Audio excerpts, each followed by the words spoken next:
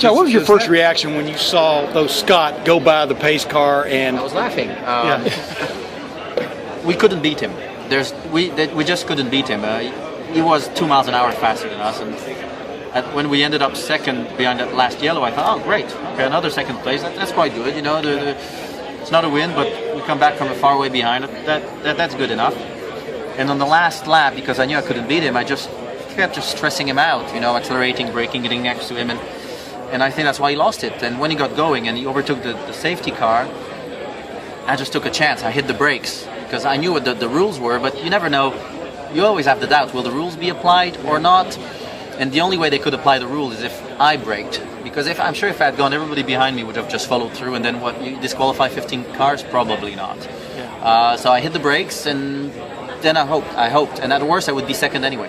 What does that tell you, though, about this place? I mean, like you just talked about being laps down and things like that, and yet you won that race. I mean, what does that just tell you about It's always a race that's been won with your head. I think 9 times out of 10, it's in the few critical moments throughout the race like that the race gets won, not by being fast. How much luck plays a role in this as much as speed and preparation? I mean, talk about that a little bit. Yeah, I mean, preparation brings better luck, and I think when you prepare better and put yourself in a better spot, you know, sometimes it is your turn, and Penske seems to have a understanding of what to be their turn. I mean, there's a lot of preparation and everything goes on here, but luck has a lot to do with it. Yeah, I've gone through sort of waves of how I feel about that over the years. You know, this place definitely doesn't owe you anything. Yeah. You know, that's for sure. You got to come to grips with that fast.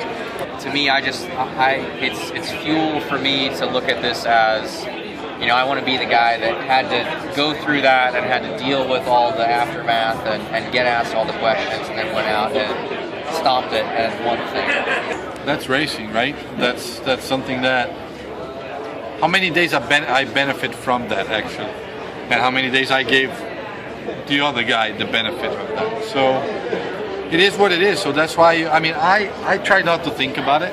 You know, I try to put myself in a position to win with all my power, but then everything else, it needs to happen for you to make it, you know, and so I try actually not to dwell on it. Other than what's happened to you at certain times in the past, what's the weirdest thing you've ever seen here happen that let someone else win, or someone else was able to take advantage of? Well, recently, I would say the year that it really rained a lot and we're past halfway and I was in the lead, and we waited for 2 hours. We dried the track to try to go to the full distance. We raced 20 more laps and it rained again. And then I didn't win. Dario ended up winning that race. Was his first Indy 500. So those are the things, you know.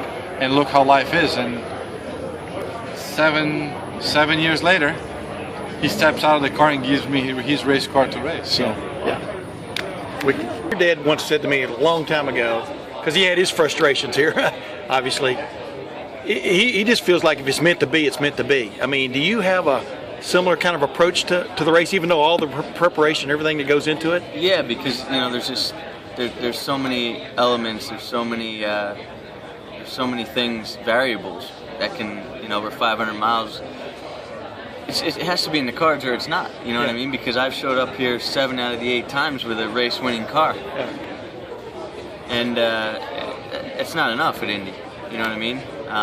Starting in the front row, it's not enough at Indy. I've been leading out of turn 4, it's not enough at Indy. So, you know, we definitely approach it with a never give up attitude, but it has to be in the cards, and hopefully it is.